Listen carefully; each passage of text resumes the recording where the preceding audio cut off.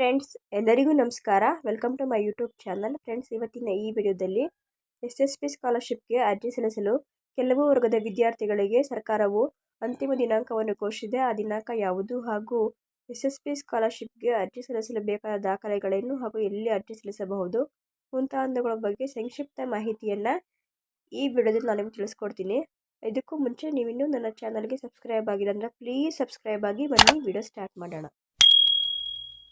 Medical emergency ಇದ್ದವರಿಗೆ ಹೊಸ ಪಡಿತರ ಚೀಟಿ ಪಡೆಯಲು ಅವಕಾಶ. ಹೊಸ ರೇಷನ್ ಕಾರ್ಡನ್ನು ಪಡೆಯಲು ಅರ್ಜಿ ಸಲ್ಲಿಸಲು ಎಲ್ಲ ನಾಗರಿಕರಿಗೆ ಅವಕಾಶ ನೀಡಿರುವುದಿಲ್ಲ. ಕೇವಲ ಆರೋಗ್ಯಕ್ಕೆ ಸಂಬಂಧಪಟ್ಟಂತೆ ಮೆಡಿಕಲ್ ಎಮರ್ಜೆನ್ಸಿ ಕಾರಣದಿಂದ ಪಡಿತರ ಚೀಟಿ ಪಡೆಯಲು ಅರ್ಹ ಇರುವವರಿಗೆ ಮಾತ್ರ ಅರ್ಜಿ ಸಲ್ಲಿಸಲು ಇಲಾಖೆಯಿಂದ ಅವಕಾಶ ನೀಡಲಾಗಿರುತ್ತದೆ. ಮೆಡಿಕಲ್ ಎಮರ್ಜೆನ್ಸಿ ಹೊರತುಪಡಿಸಿ ಇತರರಿಗಿಲ್ಲ ಅವಕಾಶ.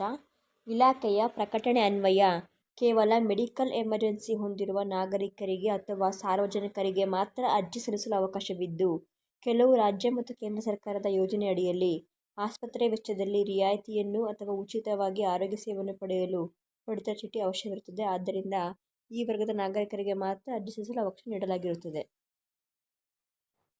How to apply for new ration card. ಅರ್ಜಿಯನ್ನು ಎಲ್ಲಿ ಸಲ್ಲಿಸಬೇಕು? ಅರ್ಹ ಅರ್ಜಿದಾರರು ಅಗತ್ಯ ದಾಖಲಾತಿಗಳನ್ನು ಸಿದ್ಧಪಡಿಸಿಕೊಂಡು ನಿಮ್ಮ ಹತ್ತಿರದ ಗ್ರಾಮ 1 ಅಥವಾ ಕರ್ನಾಟಕ 1 ಕೇಂದ್ರವನ್ನು ಕಚೇರಿಯ ಸಮಯದಲ್ಲಿ ನೇರವಾಗಿ ಭೇಟಿ ಮಾಡಿ ಆನ್ಲೈನ್ ಮೂಲಕ ಅರ್ಜಿ ಸಲ್ಲಿಸಬಹುದು. Ration card documents for new ration card. ಅರ್ಜಿ ಸಲ್ಲಿಸಲು ಅಗತ್ಯ ದಾಖಲೆಗಳು ನೋಡೋದಾದರೆ, ಮೊದಲನೇದಾಗಿ ಅರ್ಜಿದಾರರ ಆಧಾರ್ ಕಾರ್ಡ್ ಪ್ರತಿ, ಜಾತಿ ಮತ್ತು ಆದಾಯ ಪ್ರಮಾಣ ಪತ್ರ, ಕುಟುಂಬ ಸದಸ್ಯರ ಆಧಾರ್ ಕಾರ್ಡ್ ಪ್ರತಿ, ಫೋಟೋ ಹಾಗೂ ಮೊಬೈಲ್ ನಂಬರ್,